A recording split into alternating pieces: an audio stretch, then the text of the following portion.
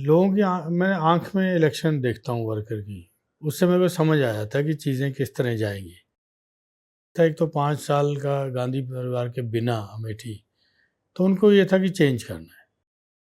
आज भी जैसे अब तो एमपी बन गया, तो मेरे को एमपी शब्द ना बड़ा भारी सा लगता है। मेरे को अपना इलेक्शन लड़ने से हमेशा भय आता था। आंख की शर्म होती है पॉलिटिक्स में। जिस आदमी का व्यक्तिगत काम होता है तो वो मानता है दिल से कि हमारा भाई इन्होंने काम किया। ये मेरी स्ट्रेंथ भी थी कि 40 इयर्स जो मैंने काम किया, क्योंकि जो लोग कहते हैं ना 45 साल में गांधी परिवार ने कुछ नहीं किया, तो उनको समझने के लिए 83 में जाना होगा, 82 में जाना होगा। और दूसरा, गांधी परिवार मेरी बैक पे था, ठीक है, जिन्होंने मेरे को एक पारिवारिक सदस्य मान के मेरे को टिकट दिया और मेरी 40 साल की उस मेहनत को उन्होंने रिकॉग्नाइज किया कि he is the appropriate person to contest. मैं बैठी हूँ, अब हिंदुस्तान हूँ, मैं हिंदुस्तान का हो गया हूँ। जो भी है ये इस परिवार ने मेरे को इतनी बड़ी जगह पे बिठाया, तो इस परिवार की देन है और ये मैं ज़िंदगी भर भूलूंगा नहीं।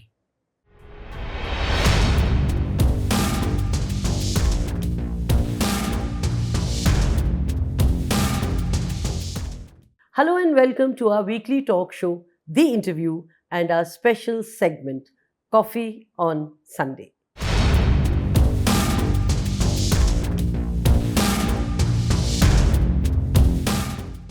Priyanka Gandhi addressed him as Kishori Bhaiya. A picture of the two breaking bread went viral. The Amethi electorate see him as a Gandhi loyalist, his nomination as a reward, inam as they said. After outing Smriti Irani, then a union minister, Kishori Lal Sharma was dubbed as a giant slayer. She, on her part, called him a servant of the Gandhis. That Sharma is a backroom boy is a given. He is mild, modest, and low key. And when it comes to the Gandhis, he is also subservient. Does his recent victory call for a makeover? Would he come out on his own or continue to remain in the shadows? Time to find out from none other than Kishori Lal Sharma in this edition of Coffee on Sunday.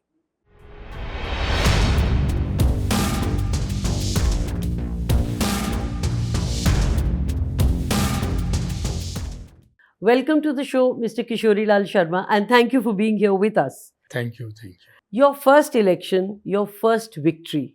What are the challenges and how tough is the road ahead? मैं 40 साल से वहाँ पे हूँ, तो क्योंकि इलेक्शनिंग ही मेरा काम था, बेसिकली मैं इलेक्शन ही लड़ाता था। इलेक्शनिंग मेरे को कभी टफ नहीं लगी, लेकिन अपना इलेक्शन लड़ना ये थोड़ा सा एक डिफरेंट चैलेंज था। जो सामने प्रत्याशी थी उसका परसेप्शन ही एक डिफरेंट बना हुआ था कि she is a strong candidate. तो फिर फैमिली का आदेश हुआ कि नहीं, हम लोगों ने सबने देखा कि आपसे अप्रोप्रिएट कोई आदमी नहीं है, तो आपको लड़ना है। मैं आंख में इलेक्शन देखता हूँ वर्कर की, उससे मेरे को समझ आया था कि चीज़ें किस तरह जाएंगी। तो मैं कहा वर्कर्स के अंदर ये था, एक तो 5 साल का गांधी परिवार के बिना अमेठी, तो उनको ये था कि चेंज करना है। तो उसमें वो मेरे साथ जुड़ गए, क्योंकि फैमिली ने भी कहा कि भाई मेरे बारे कहा कि just like is a family member, तो वो फिर मेरी स्ट्रेंथ भी बन गई कॉन्स्टिट्यूंसी में। तो फिर लोगों ने ले लिया कि चलो अपने बीच का आदमी है, तो एमपी बन गया। तो मेरे को एमपी शब्द ना बड़ा भारी सा लगता है, तो मेरा वहाँ नाम प्रचलित सा नाम है भाई साहब जैसे। तो मेरे को ये बड़ा स्वीट नाम लगता है कि भाई साहब। तो मैं उनसे कहता हूँ यार भाई साहब ही कह के बात करो, तो मेरे को अपनापन सा लगता है। सांसद बोलते हो तो लगता है परायापन सा लग रहा है मेरे को। आंख की शर्म होती है पॉलिटिक्स में। जिस आदमी का व्यक्तिगत काम होता है तो वो मानता है दिल से कि हमारा भाई इन्होंने काम किया, चलो आइडियोलॉजिकली हमसे दूर हो गए या कुछ हमारे लीडर लोकल लीडर्स का झगड़ा हो गया, वो दूसरी पार्टी में चला गया, तो वो सारी चीज़ें मेरे साथ थी। ये मेरी स्ट्रेंथ भी थी कि 40 इयर्स जो मैंने काम किया, क्योंकि ऑल पार्टीज़ के जितने भी लीडर गए ये कहीं ना कहीं से मेरे टच में थे। आपने दो बातें कही। आपने कहा कि आपने प्रियंका जी को कहा कि it is a cake walk. What was the reason for that confidence? Because Smriti Irani was, a very larger than life figure. और दूसरा आपने कहा कि आपको बहुत अच्छा लगता है लोग आपको भाई साहब कहें और एमपी शब्द बहुत भारा लगता है। प्रियंका गांधी आपको किशोरी भैया बुलाती है। अच्छा, मैं भी उनको भैया जी बोलता हूँ, ठीक है, मैं कभी प्रियंका जी नहीं कहता हूँ उनको। मेरा कभी मैसेज भी जाए हुआ है, मैं भैया जी लिख के भेजता हूँ उनको। तो भैया जी एक्चुअली इनका बचपन का वो कुछ प्रचलित सा नाम था, वो एसपीजी वाले बोलते थे। वो करते करते फिर हम लोगों को भी लगा कि शायद भैया जी इनको पसंद है। तो हमने जब वो 99 में आई अमेठी में मैडम का पहला इलेक्शन लड़ाने, तो तब से मतलब वो एक एसपीजी का आदमी था, तो वो भैया जी करते। मैं उससे पूछा, मैं कहा यार मतलब हम लोग क्या बोलें कि मतलब, क्योंकि उस समय मतलब आई थी पहली बार, 27 साल की उम्र थी इनकी। तो उसने बोला भी हम तो इनको ना, जैसे छोटी थी तो ये हम लोगों को भैया जी कहती थी, हम भी भैया जी कहते थे। तो फिर मैं कहा अब भैया जी कहेंगे, आज तक मैं भैया जी बोलता हूँ उनको, प्रियंका जी को आप भैया जी भैया बोलते जी हैं। बोलता हूँ। और केक वॉक की जो बात है कि आपको कैसे लगा कि ये केक वॉक होगा? नहीं देखिए, मैं एक राहुल जी की जो हार हुई थी, आप 2019 की बात कर रहे हाँ हैं। 2019 की, जो राहुल जी जब हारे, मैं तब की बात कर रहा हूँ। तो उसमें मैंने देखा कि कुछ तो ये सत्ता शासन का जो दबाव होता है, जैसे हमेशा, क्योंकि योगी जी की सरकार बन गई थी। और दूसरा क्या था कि कुछ हमारे मैनेजमेंट में भी कमियां थी। Election is a game of management basically. तो शायद ये 2-3 कमियां थी। तो उसके बाद मतलब ये हो गया कि राहुल जी हार गए, तो अमेठी वालों ने ये सोचा कि हमारी गारिमा चली गई, क्योंकि ये कहीं भी जाते हैं अमेठी वाले, मतलब जो है ये गांधी परिवार को अपना गौरव समझते हैं, क्योंकि तो ये सारा करते थे। तो लोगों को एहसास हुआ कि भाई वहाँ लोग बोलते थे अरे यार तुमने राहुल जी को हरा दिया, वो इनका गौरव भी चला गया। But you know Smriti Irani union minister थी, तो उनका दबाव या दबदबा राहुल गांधी से ज्यादा होना चाहिए था और काम लोगों के ज्यादा होने चाहिए थे। तो जो आप बात कह रहे हैं वो समहाउ फिट नहीं बैठ रही है। देखो, मिनिस्टर हो जाना और बात है, काम करना और बात है, ठीक है। 83 से 89 तक हमारी गवर्नमेंट थी। 89 में हमारी गवर्नमेंट गई तो फिर मतलब चीज़ें बदल गई, स्टेट में गवर्नमेंट तब से आई भी नहीं हमारी गवर्नमेंट, 35 से ज़्यादा ही साल हो रहे हैं। जब वो 83 से 89 का जो दौर था हमारा, वो एक्सट्रीम दौर था। उस समय राजीव जी ने अमेठी को बेसिक चीज़ों से ये किया, क्योंकि जो लोग कहते हैं ना 45 साल में गांधी परिवार ने कुछ नहीं किया, तो उनको समझने के लिए 83 में जाना होगा, 82 में जाना होगा। बट मिस्टर किशोरी लाल, दुनिया आगे बढ़ रही है और आप पीछे की बात कर रहे हैं। So how does that work? नहीं देखिए, मैं आपको बताता हूँ कैसे है। देखो, 2 जनरेशन बदल गई तब से, या 3 समझ लो, तीसरी जनरेशन बदलने जा रही है। वो जनरेशन टू जनरेशन पास हुआ कि यहाँ पे राजीव जी ने क्या काम किए। तो मतलब गांधी फैमिली का तरीका वही रहा कि हमको जनता की सेवा करने आना है। ये बताइए, आपने राजीव जी के साथ काम किया, आपने सोनिया जी के साथ काम किया और आपने राहुल गांधी के साथ काम किया। इन तीनों की पॉलिटिक्स, वर्क एथिक्स, कार्यशैली में क्या क्या फर्क है? और राजीव जी की कांग्रेस और राहुल गांधी की कांग्रेस में कितने सिमिलैरिटीज हैं और कितने डिफरेंसेस हैं और कितने गैप्स हैं? अमेठी के अंदर देखो क्या है कि राजीव जी की भी बड़ी लिबरल अप्रोच रहती थी, ठीक है। मैडम तो मतलब कोई बहुत ज़्यादा डेप्थ में जाके इंटरफेरेंस नहीं करती थी। उनको था कि तुम देख रहे हो, तुम मेरे को रिजल्ट दे रहे हो, दैट्स ऑल। वो राजीव जी की बाजू भी पकड़ लेते थे, मतलब उसको कभी डांटते नहीं थे, कि गुस्सा नहीं करते थे कि तुम ऐसे ऐसे बोल और रहे हो। राहुल गांधी? नहीं, राहुल जी भी नहीं, स्टार्टिंग में नहीं किया, लेकिन बाद में उन्होंने थोड़ा किया ये चीज़ कि मैं वर्क कर रहा हूँ, ठीक है, मेरी टीम वर्क कर रही है, उसको आप क्रेडिट तो दो। तो ये थोड़ा सा राहुल जी के अंदर जो यंग जनरेशन थी, क्योंकि और तीनों में या तीनों के वर्क स्टाइल में और क्या डिफरेंसेस थे? नहीं, बाई एंड लार्ज जो है कि राहुल जी ने थोड़ा सा कि इसको मॉडर्नाइज करने की कोशिश किया। जैसे उन्होंने रिक्वेस्ट मैनेजमेंट सिस्टम एक किया कि हमारी जो एप्लीकेशंस आती हैं तो ये बड़ी एकदम स्ट्रीमलाइन होनी चाहिए, सब्जेक्ट वाइज हमारे मतलब होना चाहिए। हम एक क्लिक करें तो हमको पता चले कि हमारे पास 200 इंडिया मार्का 2 की रिक्वेस्ट आई थी, हमने 100 कर दिए, 100 नहीं किए। तो ये सारी चीज़ें वो चाहते थे कि बस एकदम मेरे सामने एकदम ये चीज़ें रहीं। राजीव जी भी, क्योंकि उस समय कंप्यूटर का तो ज़माना था नहीं, तो मतलब राजीव जी भी थोड़ा मतलब एक उन्होंने अपना बाहर से कुछ मंगाया था अपना सिस्टम ये, तो अपना डेस्कटॉप था उनके पास भी, तो वो करते थे एंटर वेंटर उसमें। तो लेकिन जब मैडम का टाइम आया तो मैडम का तो टाइम अपोजिशन का ही टाइम था, क्योंकि मैडम तो आई ही 98 में, तो वो फिर तब थोड़ा सा टफ टाइम था। लेकिन मैडम ने अपने पर्सनल एफर्ट करके, जो मिनिस्टर्स वगैरह थे जो हमारी पार्टी से गए हुए थे, उनसे लाइजन करके अच्छा उन्होंने भी किया। 2019 की हार, 2024 की जीत, दोनों के रीजंस क्या थे? देखिए 2019 की हार तो मैंने बताया कि थोड़ा सा हमारा मिसमैनेज है, दूसरा सत्ता शासन का दुरुपयोग, ये दो के कारण मतलब ये चीज़ हो गई। तो उसके बाद जो 24 की जीत है, ये एंटायर अमेठी की जनता की जीत है। और दूसरा, गांधी परिवार मेरी बैक पे था, ठीक है, जिन्होंने मेरे को एक पारिवारिक सदस्य मान के मेरे को टिकट दिया और मेरी 40 साल की उस मेहनत को उन्होंने रिकॉग्नाइज किया कि he is the appropriate person to contest. आपको ऐसा लगा था? नहीं, मेरा तो देखो कि मैं I am the humble soldier of the party, ठीक है। सही बात मैं आपसे बताऊं, मेरे को अपना इलेक्शन लड़ने से हमेशा भय आता था। आपने कहा आप पैराट्रूपर की तरह पंजाब नहीं जाना चाहते थे। अगर उसको दूसरी तरह देखें तो बिलोंग आप लुधियाना को करते हैं, आपका जो आधार कार्ड है शायद वो भी वहीं का है, वोटर भी वहीं का, वोटर भी आधार वहीं के का, हैं हाँ। आप, तो पैराट्रूपर तो अमेठी में हुए ना आप फिर? नहीं, अमेठी में मैं 40 साल मैंने ज़िंदगी के दिए, ठीक है। तो मैं अपनी अब मेरी ज़िंदगी अब 62 साल लगाइए, तो 62 साल में तो 40 तो मैं वहीं का हो गया। सिर्फ मेरे को ये था कि अमेठी का कोई भी हक मैं ना लूँ, ये मेरा मतलब बेसिक चीज़ थी। तो अब आपने इतना बड़ा हक ले लिया कि आप एमपी बन गए? नहीं, हक इन्होंने दिया, मतलब हक मैंने नहीं मांगा। देखो मैं अपना पीसीसी मेंबर पंजाब से हूँ, एआईसीसी मेंबर पंजाब से हूँ, मैं पीसी कमेटी का मेंबर हूँ तो पंजाब से हूँ।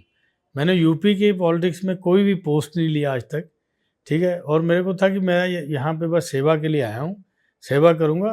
अगर कहीं पॉलिटिकल कैरियर अपना शुरू होगा तो मेरा पंजाब में शुरू होगा, मेरे आज भी दिल में यही था, ठीक है। लेकिन मैं पैराट्रूपर की तरह नहीं जाना चाहता था। मैं कि जब ये ऑफ़र करेंगे तो मैं कह दूंगा कि 2 साल मेरे को दीजिए, मैं पहले पंजाब में काम करूंगा। तो आप अमेठी के कब होंगे?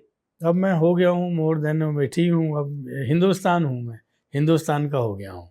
3 बातें। The first thing that struck you when you entered parliament, the first thought when you took oath as an MP, and did you ever imagine that one day you will be member of parliament? I have never imagine, क्योंकि मतलब मेरे को जो भी है, ये इस परिवार ने मेरे को इतनी बड़ी जगह पे बिठाया, तो इस परिवार की देन है और ये मैं ज़िंदगी भर भूलूंगा नहीं। आप कुछ ज्ञानी ज़ैल सिंह जी की तरह बात कर रहे हैं, जिन्होंने कहा कि इंदिरा गांधी ने मुझे प्रेसिडेंट बनाया, and even if she asks me to sweep the floor I will willingly do it. आपको बताऊं कि हम पंजाब में ज्ञानी जैल सिंह जी के गुट को ही बिलीव, मतलब मैं उन्हीं का बहुत डिस्टेंस पे छोटा वर्कर था। कि मन जीतना होता है राजनीति में, जिसने मन जीत लिया वो राजनीति में कभी भी पीछे नहीं रहेगा। आपने बात पलट दी। ज्ञानी जी ने इंदिरा गांधी जी के बारे में कहा था, जो आप अब गांधी परिवार के बारे में आपकी जो सेंटिमेंट है, that she made me president and even if she asks me to sweep the floor I will. नहीं, वो कहेंगे नहीं कभी, वो इतने ग्रेसफुल लोग हैं, वो कभी नहीं कहेंगे, ठीक है। पहली बात तो ये है, ठीक है। दूसरा, ये गांधी परिवार की जो कॉन्स्टेंसी है, इसको मैं अमानत समझता हूँ जो उन्होंने मेरे को दी है, और इस अमानत में मैं कभी ख़यानत नहीं करूँगा। इंडियन लोगों ने आपको जाइंट स्लेयर कहा है, एक तो उसका reaction, but Smriti Irani has called you a servant, if you will allow me to Yes, use yes, that yes. Phrase, a servant of the Gandhis. तो इन दोनों एक्सट्रीम डिस्क्रिप्शंस पे आप अपनी टिप्पणी दीजिए। नहीं, देखिए मेरी टिप्पणी उनके बारे में तो कुछ नहीं कहूँगी, जो संस्कार उनको मिले उन्होंने मेरे लिए इस्तेमाल किया। राजनीति में क्या होता है, आपको अपने अपोनेंट को स्टडी करना होता है कि हु इज़ ही, ठीक है। तो शायद उनकी टीम ने स्टडी नहीं किया कि मैं कौन हूँ या क्या हूँ। किशोरी लाल तो किशोरी लाल ही है, ठीक है।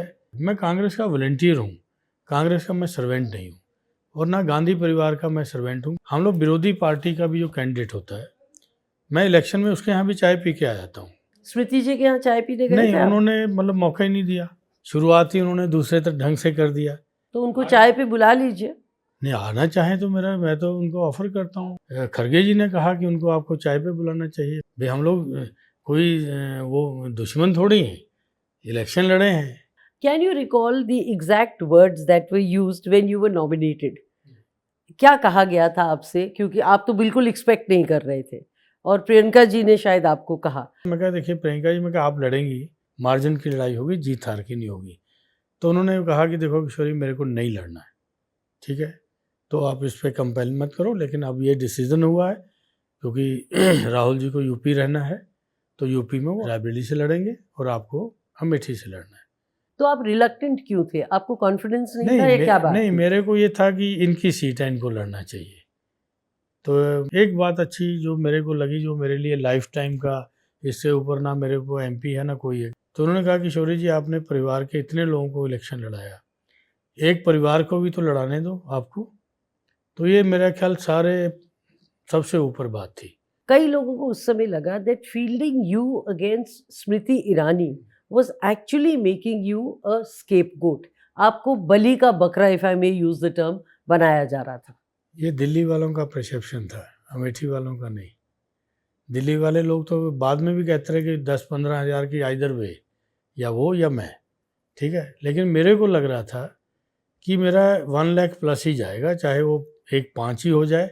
अपना बिलीफ था, जो अंदर से मेरे को फीलिंग आ रही थी कि जिस तरह माहौल लग रहा है, लोगों के लिए मैं अननोन नहीं हूँ, पहली बात तो ये, ठीक है। अननोन होता तो फिर मेरे लिए डिफ़िकल्ट होता, तो मैं कहा अननोन तो हूँ नहीं, तो लोग जानते हैं मेरे बारे में कि मैं क्या हूँ। तो फिर मैंने सबके काम किए हैं, ठीक है, काम तो भाई इनके लिए किया मैंने, लेकिन किए तो मेरे द्वारा हुए। अब बहुत लोगों को मैंने पर्सनल भी मतलब मदद किया। अब बहुत से ऐसे अपोजिशन थे लोग जिनके बच्चों को मैंने डॉक्टर बनाया हुआ है, ठीक है, तो लेकिन हमने तब पार्टी नहीं देखते थे कि भाई मान लो ये तो आ गया भैया, ठीक है, अब इसका बच्चा डॉक्टर बनेगा तो अमेठी का तो डॉक्टर कहलाएगा। आपकी नॉमिनेशन को एक प्राइज के तौर पर देखा गया है। इट्स अ प्राइज और रिवॉर्ड फॉर योर सर्विसेज। और क्या इस डिस्क्रिप्शन से आपकी क्षमता और काबिलियत पर आंच नहीं आती है? Don't you feel that it is a negative commentary on your capability? नहीं, इट्स नॉट नेगेटिव, क्योंकि मैंने कभी भी, ये मेरे को 2-3 बार उन्होंने ऑफ़र किया पंजाब के लिए, तो लेकिन मैंने उसको कबूल नहीं किया क्योंकि मेरे को टाइम आप नहीं था, क्योंकि मैं तो आपकी सर्विस कर रहा था।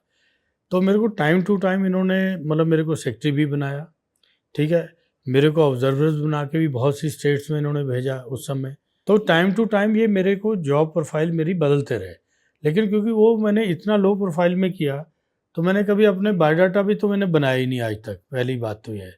तो जब बायोडाटा बोलते हैं तो मैं क्या 83 अमेठी, आज तक अमेठी, तो वही मेरा बायोडाटा मान लीजिए। लेकिन बीच बीच में मेरे को असाइनमेंट्स ऐसी मिलती रही कि जो मैं समझता हूँ कि बड़े से बड़े लीडर को नहीं दी होंगी इन्होंने। हाँ, बट ये कहना कि ये आपको एक तोहफे के रूप में या रिवॉर्ड फॉर योर सर्विसेज, एक थोड़ा सा इट्स अ लिटिल कॉन्डिसेंडिंग और एक kind of negative commentary on a persons capability. नहीं, मैं तो नहीं मानता हूँ, लेकिन मैंने कहा नहीं। आपको नहीं लगता आप गांधीज के रबर स्टैम्प हैं? नॉट, उन्होंने कभी मेरे को रबर स्टैम्प का, मेरी वॉइस है वहाँ पे, रबर स्टैम्प ना कभी उन्होंने मेरे को बनाया, ना कभी वो चाहते भी हैं। आप अपने आप को कैसे डिस्क्राइब करेंगे गांधीज के संदर्भ में? नहीं, मैं गांधी का लॉयल आदमी हूँ और मैं हमेशा रहूँगा टिल लाइफ। कोई इंटरेस्टिंग एपिसोड्स राजीव जी के साथ?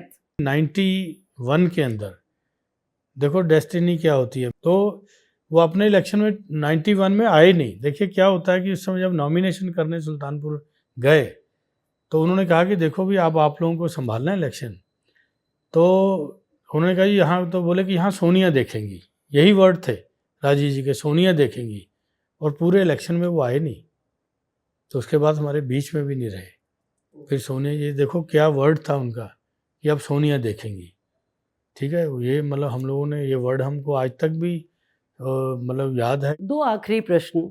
एक कि आपको चुन लिया गया, आप सांसद हो गए। अमेठी के कुछ लोग ये सोच रहे हैं कि सेंटर में बीजेपी की सरकार है, स्टेट में बीजेपी की सरकार है और हमने एक कांग्रेस वाले को एमपी बना दिया है, हमारे काम कैसे होंगे? नहीं देखिए, काम तो देखो क्या है ना कि मेजर डेवलपमेंट तो स्टेट गवर्नमेंट का रहता है, सब्जेक्ट तो एग्जैक्टली वही रहता है, एग्जैक्टली। ठीक है, और सेंटर का कुछ होता है कि फंड्स यहाँ से जाते हैं, इम्प्लीमेंट तो स्टेट गवर्नमेंट के थ्रू होते हैं। तो लेकिन ऐसा भी नहीं है कि लोग एक चुने हुए जनप्रतिनिधि को वेट नहीं देते। ठीक है, अब सोनिया जी थी तो उस समय भी यही स्थिति थी, सोनिया जी लेटर लिखती थी तो उसका होता था। पर सोनिया जी के लेटर लिखने और आपके लेटर नहीं, लिखने में नेचुरल बहुत फर्क नहीं, है। देखो मैं जो सोनिया जी की गारिमा थी उससे मैं उनको कभी झुकाना नहीं चाहूँगा, लेकिन मेरी गारिमा है, मैं किसी के भी अगर मेरे को कॉन्स्टेंसी के लिए किसी के पैर भी पकड़ने पड़ेंगे तो मैं पकड़ूंगा। But you know, you're actually a backroom boy in that sense, if I may use the term. और आप पीछे से या पर्दे के पीछे से काम करने वाले व्यक्ति ही रहे हैं.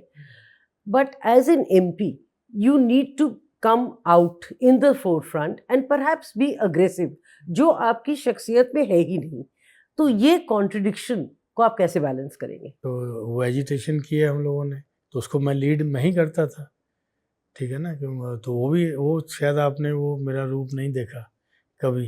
तो अब सांसद के रूप में आपका कैसा रूप देखेंगे नहीं, हम? मैं दोनों मिक्स टाइप रखूँगा, अगर कोई जाति करेगा तो उससे वैसे ही हेड ऑन लूँगा, प्यार से बात करूँगा तो इतना हम्बल रहूँगा, उसको लगेगा कि मैं किस आदमी से बात कर रहा हूँ।